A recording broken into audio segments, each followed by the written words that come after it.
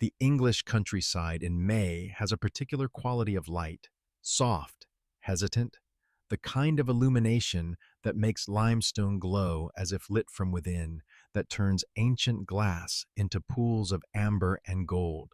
But on the morning of May 18th, 1907, the light over Mintmore Towers was gray. Rain clouds had settled over Buckinghamshire overnight, and by dawn, a persistent drizzle was falling on the four corner towers that Baron Meyer de Rothschild had commissioned 125 years earlier to announce his family's arrival into English society. Inside the house, in the great central hall, where Joseph Paxton's Revolutionary Ridge and Furrow glass roof had once flooded the space with Victorian optimism, the light was different now. Dimmer, colder. The heating had been turned off months ago, too expensive to maintain for a house that was dying. On folding tables arranged in neat rows across the marble floor, objects sat waiting.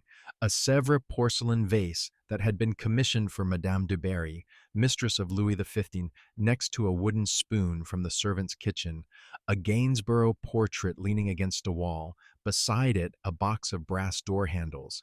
Everything, absolutely everything, was tagged with a lot number. Outside, on the south terrace, where Victorian garden parties had once entertained 200 guests at a time, a massive tent billowed in the wind. Inside that tent, 200 folding chairs faced an auctioneer's podium. By 10 o'clock, every seat would be filled. Dealers from London and Paris and New York, museum curators holding acquisition budgets, private collectors who'd traveled from Tokyo and Dallas specifically for this, and locals from the village, people whose grandparents had worked in these rooms, who'd grown up seeing the towers on the horizon, who couldn't quite believe it was ending like this.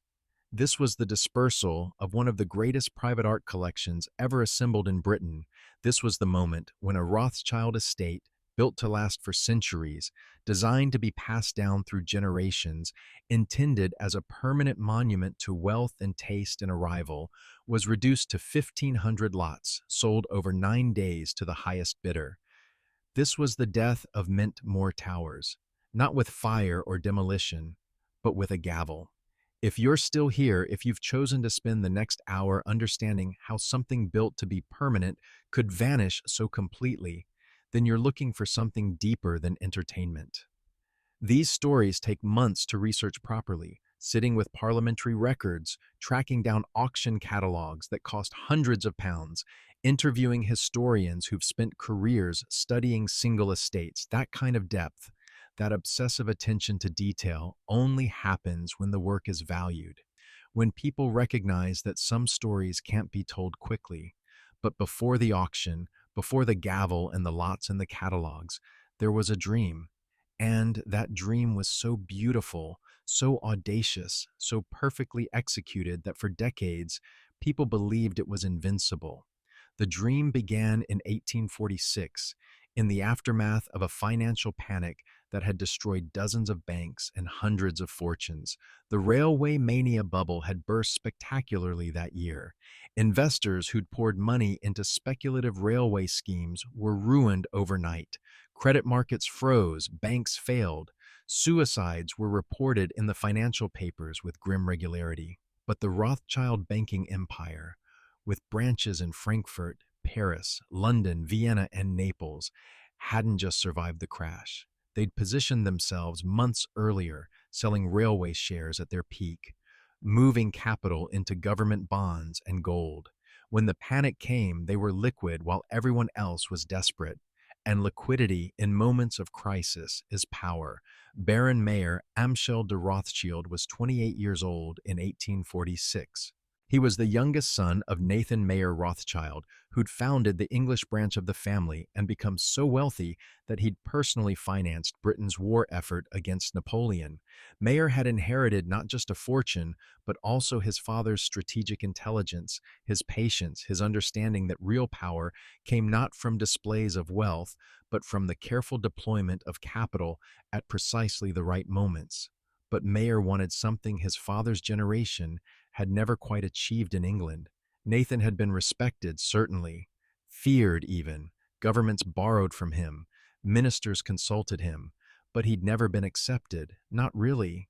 He was the Jewish banker from Frankfurt who happened to be useful. His wealth commanded respect, but not belonging. Mayer wanted belonging. He wanted to be English, not just a rich foreigner who happened to live in England. And in the 1840s, there was one undeniable marker of Englishness that even Rothschild money couldn't simply purchase: land. Specifically, a great country estate, a house that announced permanence, heritage, the intention to remain for generations. So in 1846, Mayer began quietly buying land in Buckinghamshire's Vale of Aylesbury. Not a single dramatic purchase that would drive up prices, but patient accumulation. A farm here, a parcel there, tenant rights negotiated, medieval field boundaries consolidated. By 1850, he'd assembled nearly 1,200 acres of prime agricultural land on a gentle rise in the landscape, with views across the valley and excellent drainage, crucial for both agriculture and the formal gardens he was already envisioning. And then he commissioned an architect whose name was on everyone's lips, whose work was defining the age. Sir Joseph Paxton, designer of the Crystal Palace, the revolutionary iron and glass structure that had stunned the world at the Great Exhibition of 1851. Paxton was a horticultural genius who'd revolutionized greenhouse design, a self-taught architect who'd risen from gardener's boy to knight of the realm through pure talent and relentless innovation. He was also, crucially, willing to work for a Rothschild when many aristocratic architects weren't. Paxton would work alongside his son-in-law, George Henry Stokes, who'd handle much of the detailed architectural work, while Paxton focused on the revolutionary structural engineering.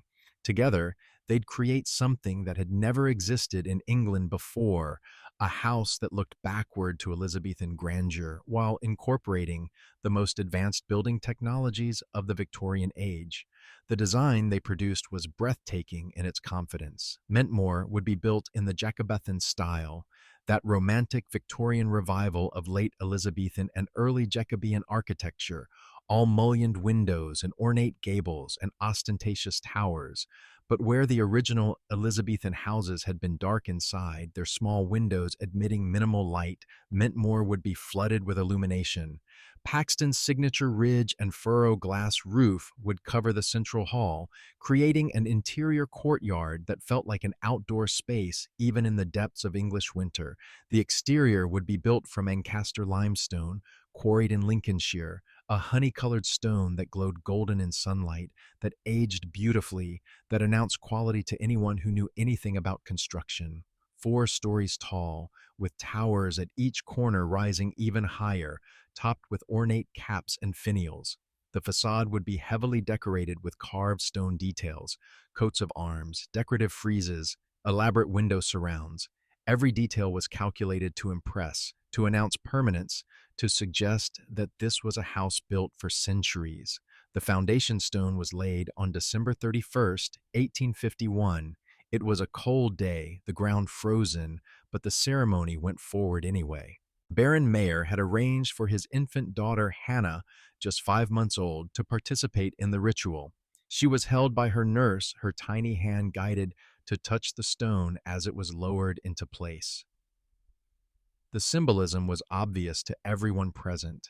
This house was being built not just for one generation, but for all the generations to come. Hannah would inherit it, her children would inherit it from her. The Rothschilds were planting themselves in English soil, literally and permanently. Construction took 2.5 years. The scale of the operation was extraordinary, even by the standards of Victorian country house building.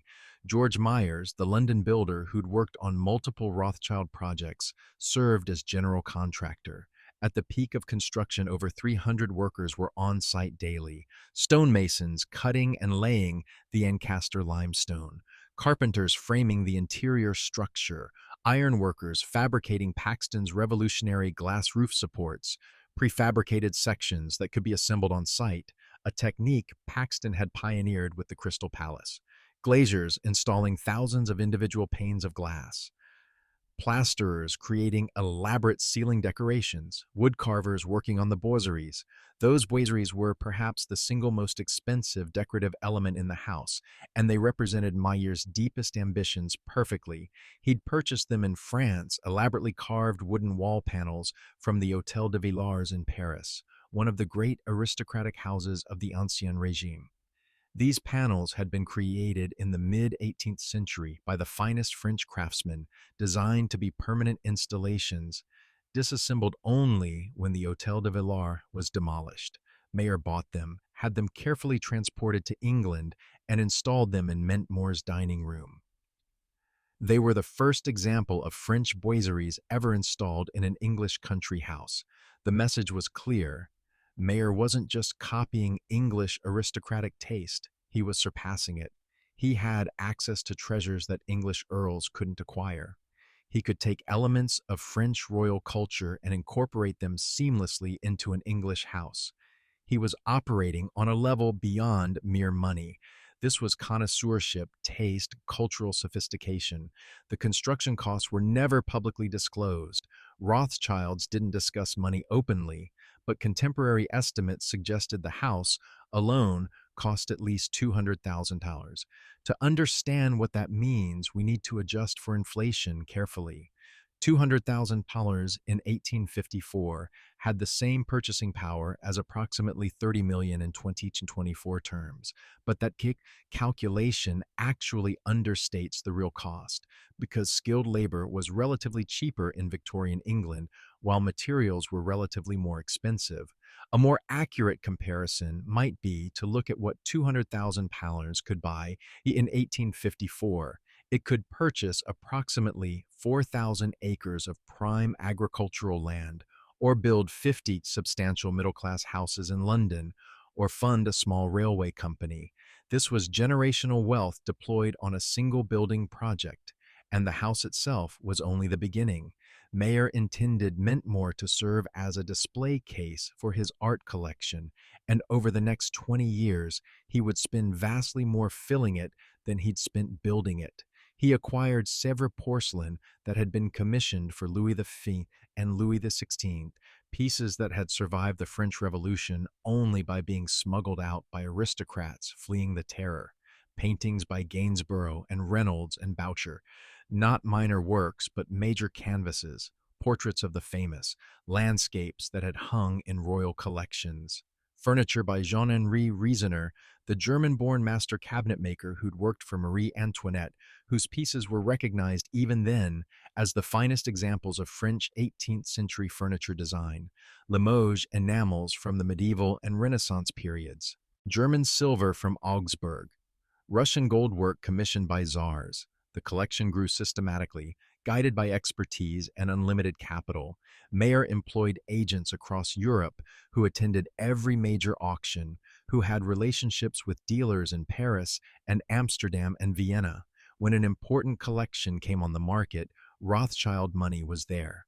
When an aristocratic family faced financial troubles and needed to sell quietly, Rothschild discretion was assured. Over 2 decades, piece by piece, Mentmore filled with treasures.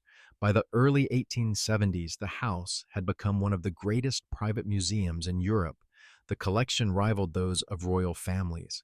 When Queen Victoria visited in 1806, an event that represented the absolute pinnacle of social acceptance for a Jewish family, she remarked in her private diary that Mentmore's furnishings surpassed Windsor castles in certain rooms. This wasn't polite exaggeration. Victoria knew more about decorative arts than most museum curators. Her judgment was expert, and her verdict was clear. The Rothschilds had succeeded. When completed, Mentmore Towers occupied a slight rise in the Buckinghamshire landscape, dominating the countryside for miles in every direction. The 4 corner towers were visible from the railway line that ran through the valley.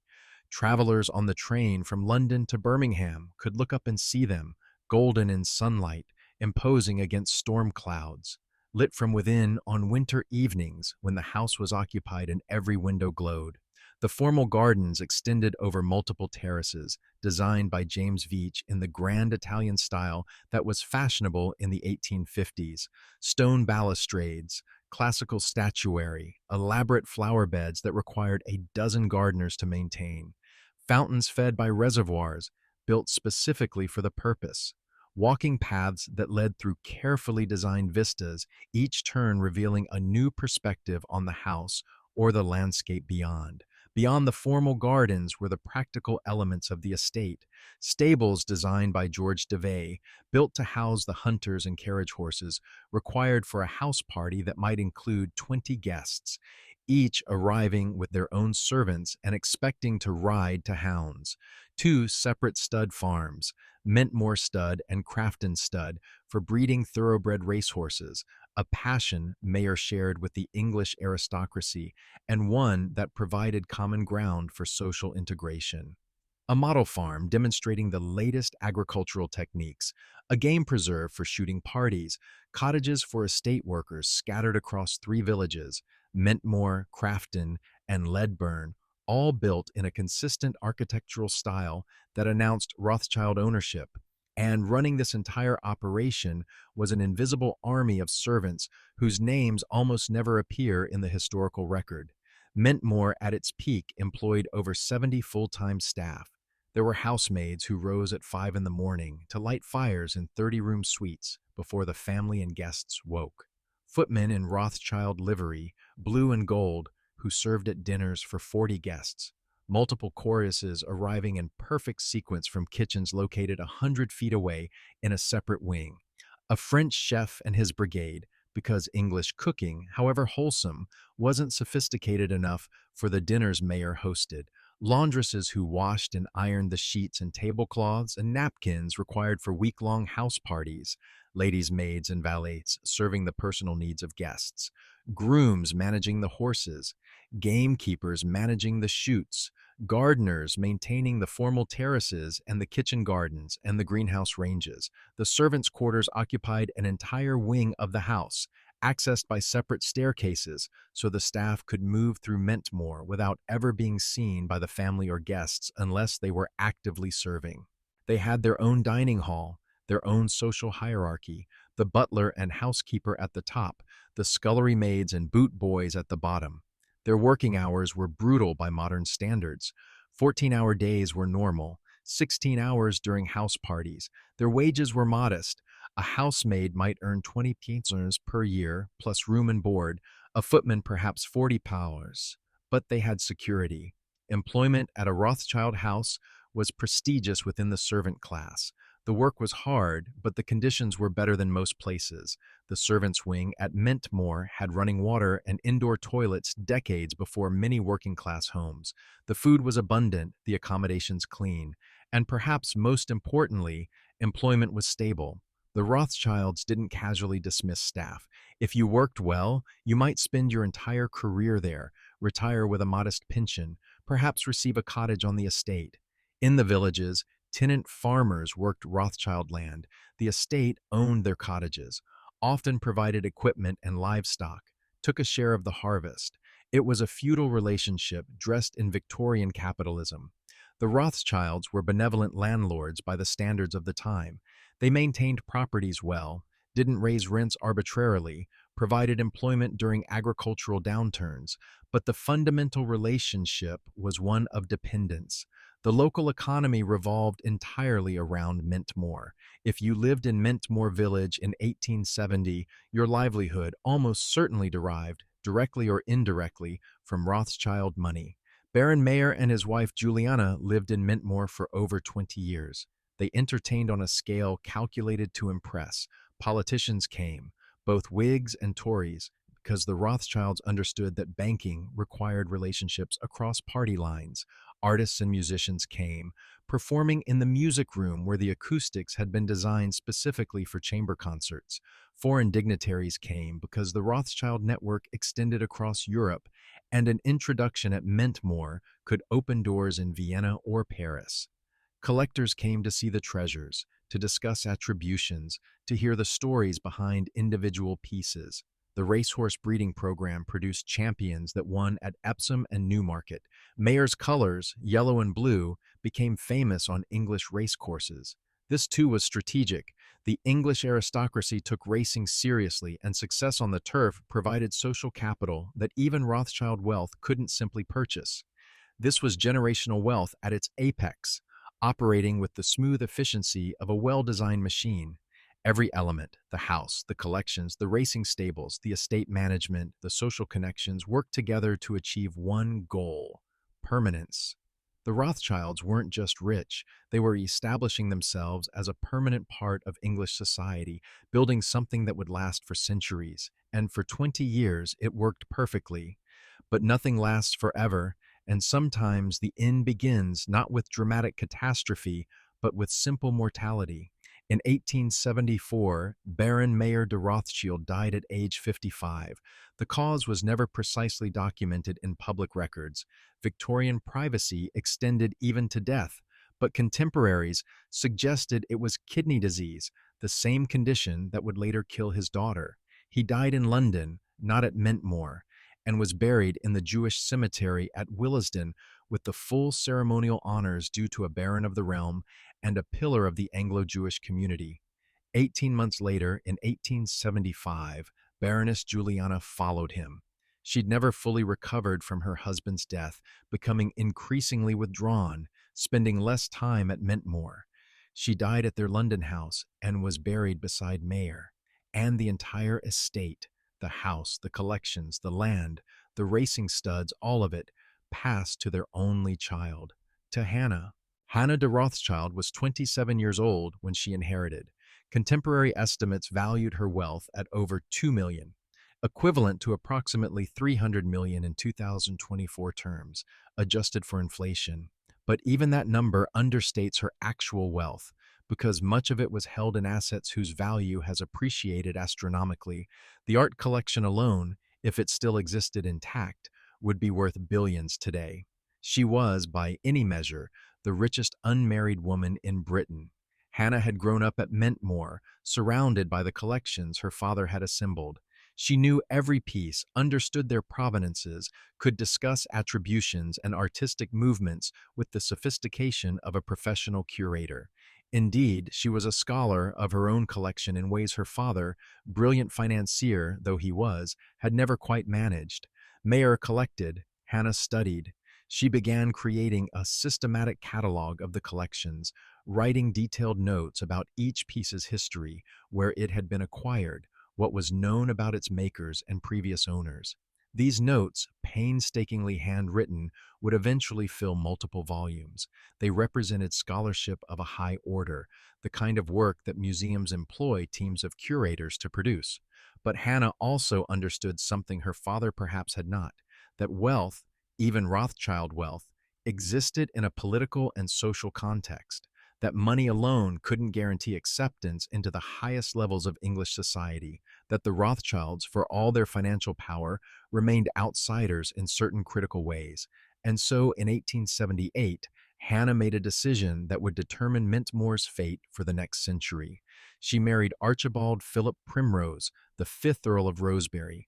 It was a match that scandalized and fascinated in equal measure, generating headlines across Europe and becoming the subject of endless society gossip. Rosebery came from an ancient Scottish noble family whose lineage traced back to the 14th century. His titles included Earl of Rosebery, Earl of Midlothian, and various other Scottish honors that carried enormous social prestige but limited financial value. The Rosebery estates in Scotland were substantial in acreage but not particularly profitable. Archibald was charming, brilliant, ambitious, a rising star in Liberal Party politics with clear potential for high office. But he had debts. His lifestyle exceeded his income. He needed money. Hannah needed something Rosebery had: unquestionable social legitimacy, a title that opened every door, a lineage that predated the Bank of England itself. It was, in the most literal sense, the classic exchange: cash for coronets, new money marrying old names, a transaction that had sustained the English aristocracy for centuries and would continue for decades more. But the marriage was complicated by religion. The Rothschilds were Jewish, not casually or nominally, But seriously, Mayer had been a pillar of the Anglo-Jewish community, supporting synagogues and charitable institutions. Hannah had been raised in the faith, educated in Jewish tradition. Rosebery was Christian, a member of the Church of Scotland. Mixed marriages between Jews and Christians were deeply controversial in the 1870s. Queen Victoria initially disapproved, though she later softened her position.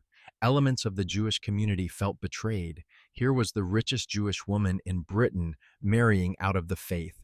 Some of Hannah's Rothschild relatives were uncomfortable.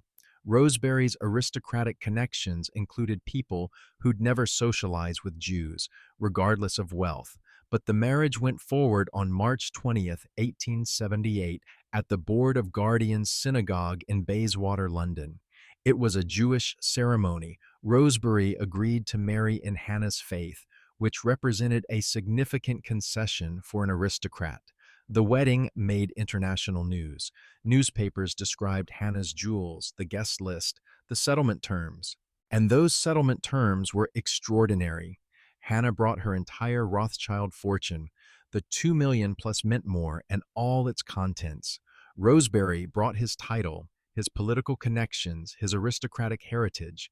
Under Victorian law, Hannah's property became legally Rosebery's upon marriage.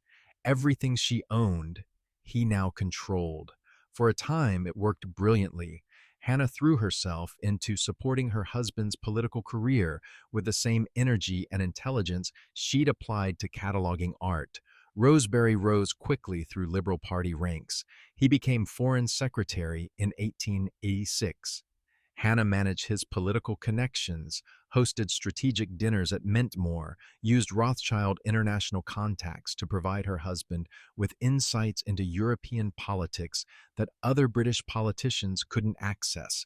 They had 4 children: Harry, born 1882, Neil, 1882, twins, Sybil, 1879, and Margaret, 1881. The family divided time between Mintmore, Dalmeny House in Scotland, Rosebery's ancestral seat, and their London residence in Berkeley Square. Hannah's money funded everything: the political campaigns, the racing stables, the maintenance of multiple great houses, the lifestyle required for a man aiming at the prime ministership. By all accounts, Hannah was genuinely in love with her husband. Contemporary diaries and letters describe her devotion, her pride in his accomplishments, her happiness despite the social complications the marriage had created. And then, on November 19th, 1890, Hannah de Rothschild died. She was 39 years old. The cause was Bright's disease, a Victorian term for kidney failure. Victorian medicine had no effective treatment. She died at Dalmeny House in Scotland, far from Mintmore, surrounded by her children and husband. Rosebery was devastated. She was buried in the Jewish cemetery at Willesden beside her parents, and everything changed. Before we continue, pause for a moment on this, Hannah's death, because this is where Mintmore's fate was sealed, though it would take another 87 years for the consequences to fully play out. When Hannah died, Mintmore lost the only person who loved it unconditionally, who understood its collections intimately, who saw it as more than just valuable property. Her father had built it to prove something. She had simply loved it. And once she was gone, it became an obligation, a burden, a very expensive problem that nobody quite knew how to solve. Rosebery inherited everything through Hannah: the Rothschild millions, Mintmore and its collections, the racing studs. He was now one of the wealthiest men in Britain, his financial problems permanently solved. But he rarely visited Mintmore after Hannah's death. The house reminded him too much of her.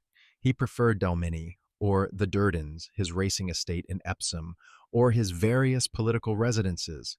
Mintmore was maintained. Rothschild money ensured that, but not inhabited. The collections sat in their rooms, seen by nobody. The servants continued their routines, keeping everything perfect for a family that wasn't there. The gardens were maintained, the houses were aired, but the purpose was gone. Rosebery did achieve the prime ministership in 1894, though he held office only 15 months before resigning. His political career thereafter was marked by increasing isolation and eccentricity. He never remarried. He lived until 1929, dying at age 81, having outlived Hannah by 39 years. When Rosebery died in 1929, Mintmore passed to his eldest son, Harry Primrose, Lord Dalmeny, who became the sixth Earl of Rosebery, and Harry liked Mintmore even less than his father had. He'd grown up there, but it held no positive associations. It was the house where his mother had catalogued collections before dying young. It was a massive, expensive property that required constant maintenance. He lived primarily in Scotland, at Dalmeny House, which at least had been his family's seat for centuries. But he couldn't simply abandon Mintmore. It was listed property by then, protected by preservation laws. Selling it would be complicated. Selling the collections separately would trigger enormous capital gains taxes. And there was a kind of family obligation. This had been his grandfather, Baron Mayer's great achievement, his grandmother, Hannah's beloved home. Just abandoning it felt wrong, so Harry maintained it at arm's length. The servants were reduced, but not eliminated. The collections remained in place. The operating costs continued. Property taxes, insurance, maintenance, utilities, thousands of pounds annually, every year, for a house he didn't use. During World War II, the British government requisitioned Mintmore to store evacuated art treasures from London museums. The National Portrait Gallery's entire collection was transferred there. The Gold State coach from the Royal Collection, used for coronations, was stored in the old Battery Room, the generator building where the estate had once produced its own electricity. Hampton Court Palace sent tapestries. The Palace of Westminster sent Grinling Gibbons carvings. Speaker's House sent portraits. 4 men guarded the refuge at night, 2 during the day. Mintmore, ironically, became more useful to the nation during the war than it ever was as a private residence. A vast, secure warehouse for Britain's heritage while London was being bombed. After the war ended, the art returned to London. The guards left, and Mintmore reverted to its strange limbo state, legally protected, minimally maintained, fundamentally unused. The sixth Earl died in 1974. He was 82 years old, had spent nearly half a century technically owning Mintmore while barely living there. And the British government presented his estate with an inheritance tax bill for approximately 4 million pounds, roughly 60 million in 2024 terms. The seventh Earl, the sixth Earl's son, didn't have that kind of liquidity. The Rosebery wealth was tied up in land and property in the collections themselves. To pay 4 million in cash, they'd need to sell something major. And this is where the story becomes genuinely tragic, where individual decisions and government policy and bad timing all combine to destroy something irreplaceable. The seventh Earl's executors proposed an elegant solution. They offered Mintmore Towers, the house and its entire contents, to the British government for 2 million to be accepted in lieu of inheritance taxes. This was standard practice for important properties. The government would get Mintmore and the collections for half of the tax owed. The estate would write off the other 2 million. The house would be preserved intact, open to the public as a museum of Victorian decorative arts. Roy Strong, director of the Victoria and Albert Museum, enthusiastically supported the plan. He envisioned Mintmore as a satellite museum, similar to Ham House, 17th century, and Austerley, 12th century. It would be the definitive showcase for 19th century collecting and Victorian architecture. The collection was world-class. The house itself was historically significant. The asking price was a bargain. For 3 years, 1974 to 1907, negotiations continued. The Department for the Environment conducted assessments. The National Land Fund was explored as a funding source. Parliamentary debates occurred. The case for acceptance seemed overwhelming, and the government refused. The official explanation was operating costs, 2 million in 2024 terms. They argued this was too expensive, that the government couldn't commit to such ongoing costs, that any purchase would need private funding to supplement public money, and such funding wasn't forthcoming. But beneath those official reasons were uglier dynamics. There was class resentment. Why should the government preserve a banker's mansion when working-class housing was inadequate? There was subtle anti-Semitism, the sense that Rothschild treasures weren't truly British heritage. There was political calculation. The Labour government feared appearing to favor the wealthy. The conservative opposition criticized the decision, but not loudly enough to force change. And there was simple bureaucratic inertia. Accepting Mintmore would require vision, leadership, and the willingness to commit resources for decades. It was easier to refuse, to let the market handle it, to assume that if the collections were truly valuable, private interests would preserve them. The decision was announced in early 1907. The government would not accept Mintmore. The executors, facing a 4 million tax bill and no alternative, did the only thing possible. They hired Sotheby's to auction the contents. If you're still here, still following this story through its bureaucratic details and financial calculations, you're witnessing something crucial, the moment where abstract policy decisions translate into concrete destruction, where operating costs and budgetary priorities become the justification for letting something irreplaceable vanish. These moments matter. They reveal what societies actually value versus what they claim to value. And they're permanent. Once made, they can't be unmade. The Mentmore sale was scheduled for May 18th, 1977, 9 days of continuous auction. Sotheby's produced 5 massive catalogs, each volume a substantial book in itself. Volume 1, French and Continental Furniture, Tapestries, and Clocks. Volume 2, Works of Art and Silver. Volume 3, Vincennes and Sèvres. Porcelain, Other Continental Porcelain, and Italian Maiolica. Volume 4, Paintings, Prints, and Drawings. Volume 5, General Contents of the House. These weren't simple auction catalogs. They were scholarly publications, extensively illustrated, with detailed provenance research drawing heavily on Hannah de Rothschild's century-old notes. Sotheby's understood they were dispersing one of the greatest collections ever assembled in private hands, and they documented it accordingly. The catalogs themselves became collector's items, selling for hundreds of pounds today. The sale was conducted in an enormous tent erected on Mintmore's South Terrace because even the Great Hall couldn't accommodate the crowd expected.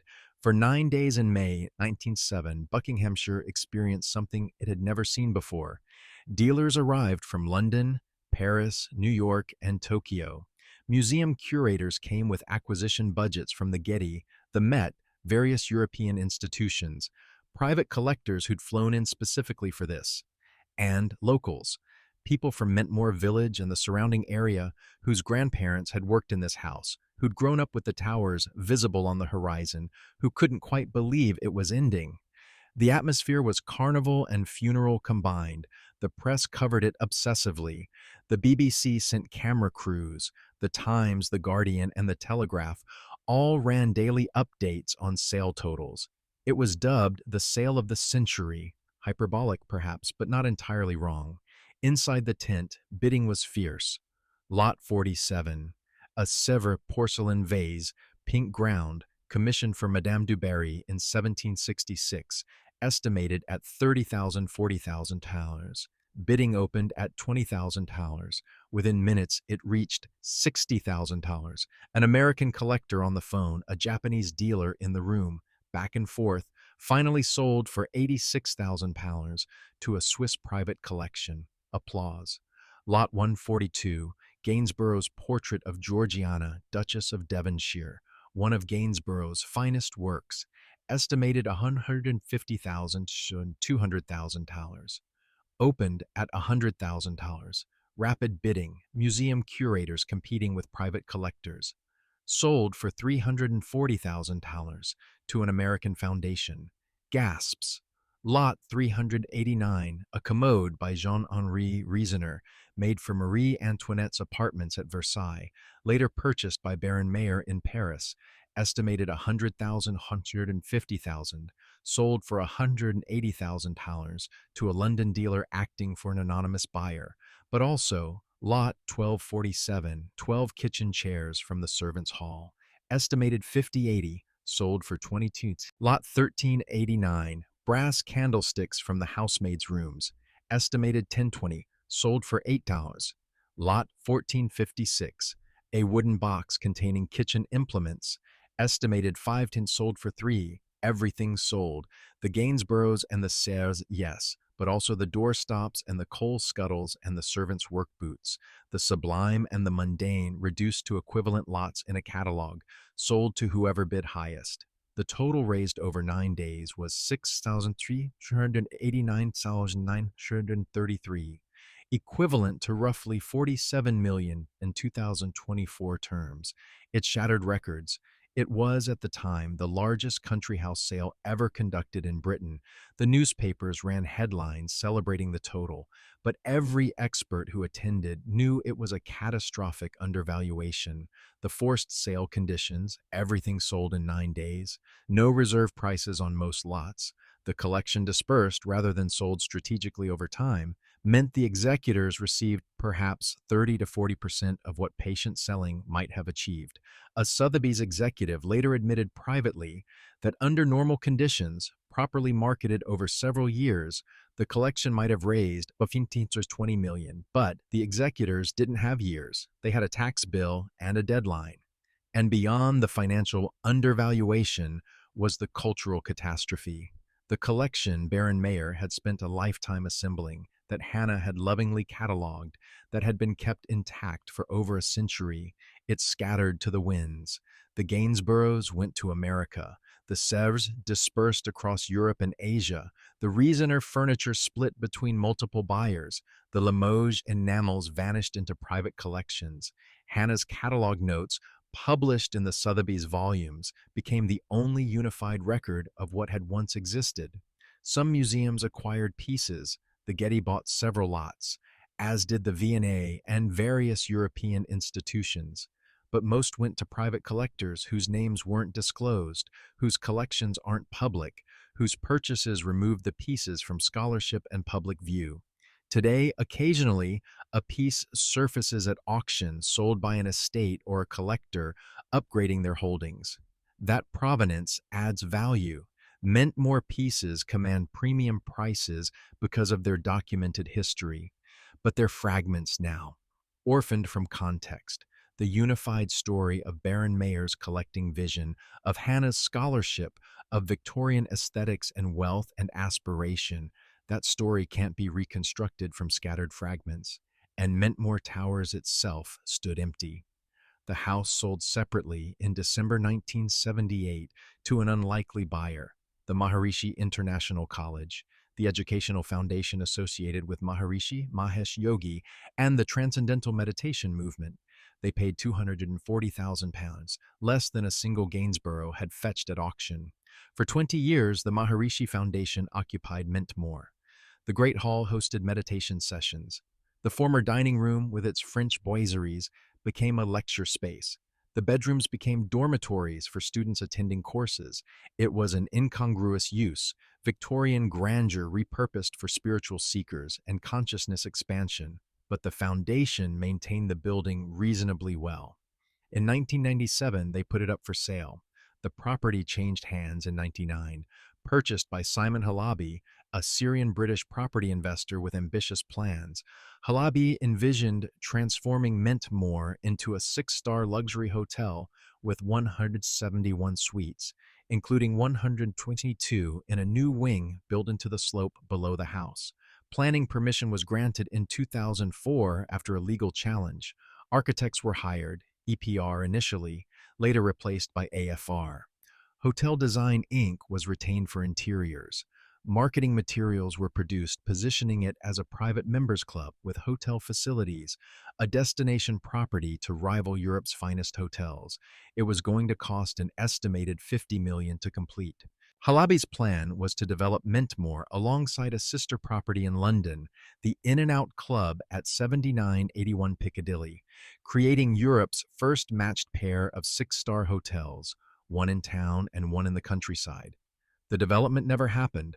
Halabi's property empire was built on aggressive leverage and complex financial structures that worked brilliantly in rising markets, but collapsed catastrophically when markets turned. The 2008 financial crisis struck. Property values plummeted, loans went into default, legal battles erupted, Projects stalled across Halaby's entire portfolio. Mentmore was abandoned mid-development. Some renovation work had begun, scaffolding was erected, some roof repairs started, and then everything stopped. The workers left. The scaffolding stayed.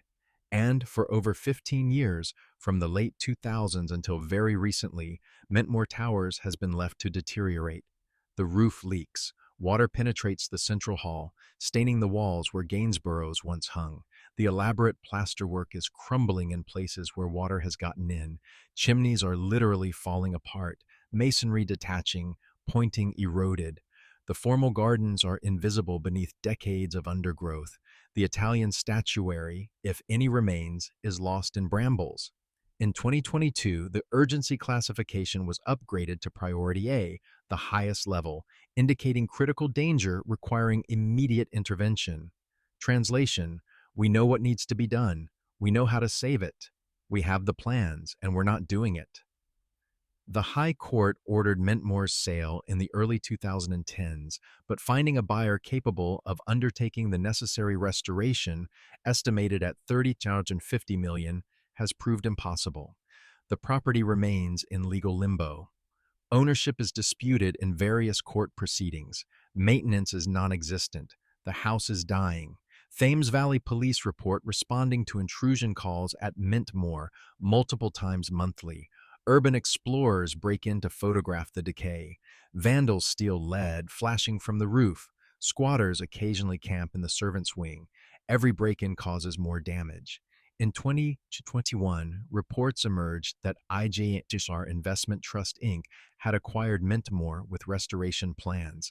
The reports mentioned returning it to Rothschild hands through Nicholas, Duke of Liechtenstein, Duke of Montague, and restoring the original estate to 150 acres.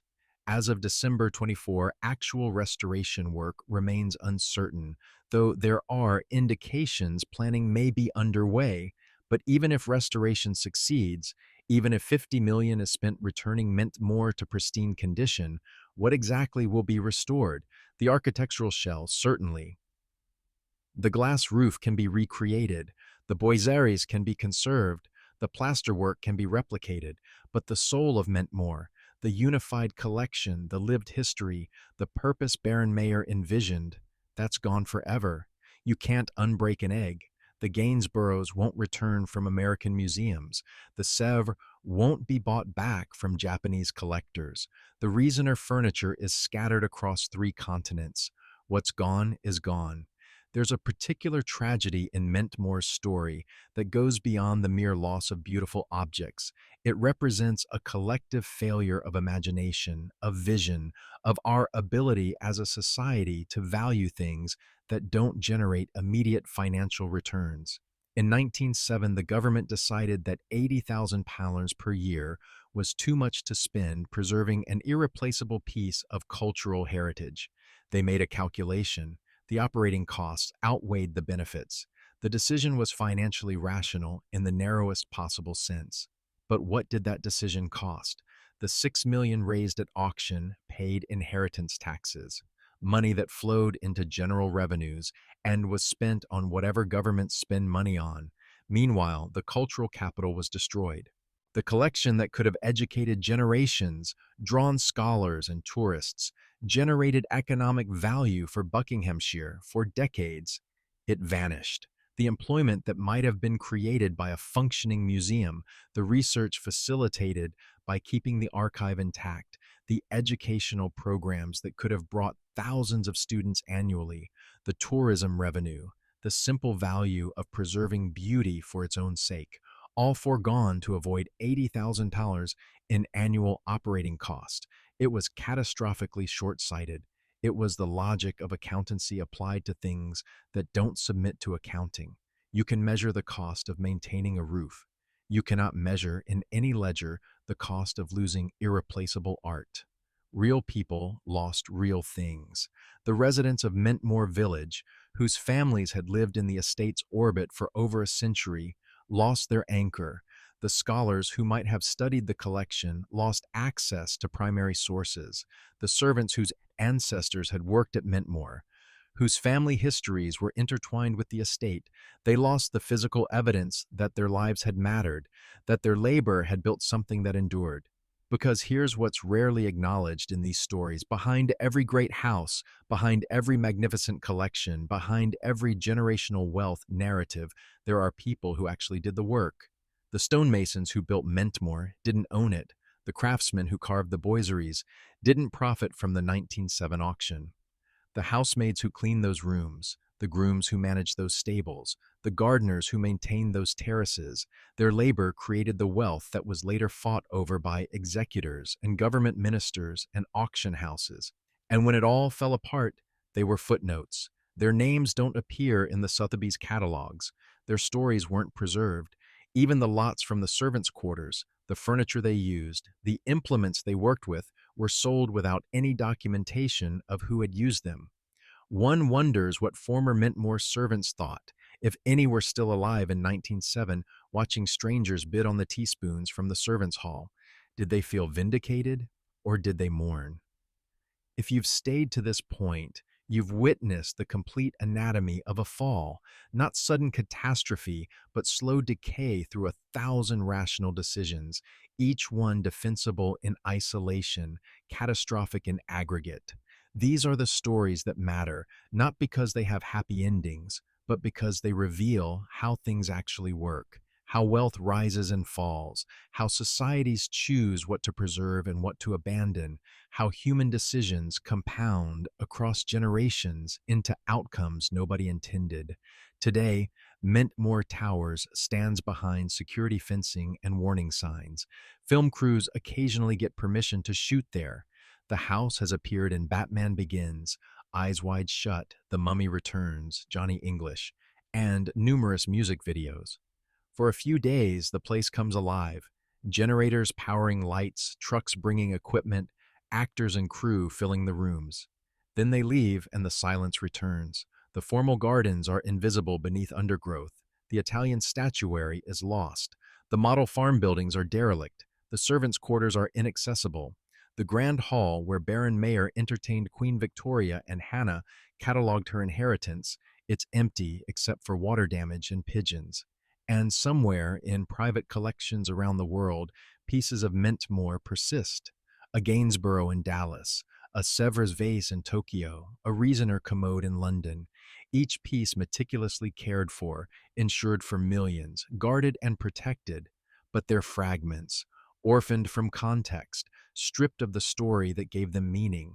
Baron Mayer built Mentmore to prove the Rothschilds belonged. He succeeded, perhaps too well. The house was so grand, the collection so valuable, that it became impossible for his descendants to maintain. The very scale of the achievement guaranteed its eventual destruction. Hannah married to secure its future, fusing Rothschild money with Rosebery lineage. But the fusion didn't take. The house outlived her, but her death began its long decline. Love was the only thing that might have saved Mentmore.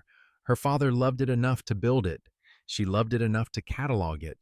But once the people who loved it were gone, it became just another asset in estate calculations. The sixth Earl never wanted it. The seventh Earl couldn't afford to keep it. The Maharishi Foundation appreciated it, but couldn't inhabit its history. Simon Halaby saw financial potential, but lacked capital to realize his vision. And now, in 24, Mentmore exists in twilight, legally protected, practically abandoned, theoretically awaiting restoration that may or may not come. What does Mentmore's fall tell us? Perhaps that generational wealth, no matter how vast, is vulnerable to the compound costs of time, that operating expenses and taxes eventually overwhelm even Rothschild fortunes if the will to continue isn't there. Perhaps that governments will choose short-term budget savings over long-term cultural preservation almost every time. Or perhaps something simpler and darker, that we live in societies that measure the price of everything and the value of nothing, that we excel at liquidation, but have forgotten how to steward. Mentmore's tragedy isn't that it was built by bankers rather than ancient nobility. It's not about religion or class or politics. The tragedy is that we, collectively, never figured out how to value things that don't generate immediate returns. We never solved the problem of preserving beauty and history and craft when doing so costs money that could be spent elsewhere. So we default to letting things go. We sell them off, scatter them, assume private collectors will preserve what's worth preserving.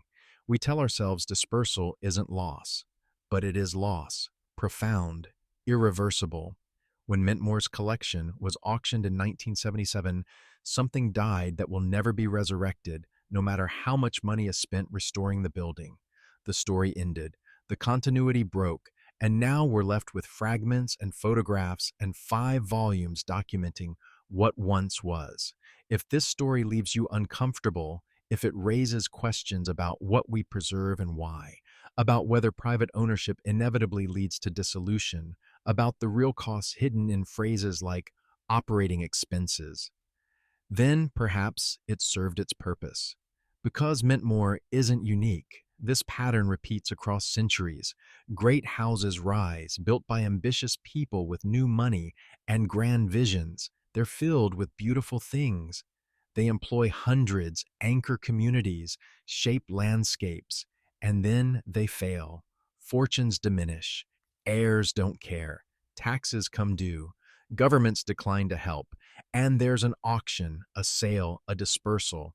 Perhaps the real question isn't why Mintmore fell, but why we're surprised. Perhaps surprise is the tragedy that we still believe, despite centuries of evidence, that things built to last forever actually might. That wealth, properly managed, can defeat time. That beautiful things once created will obviously be preserved. They won't be.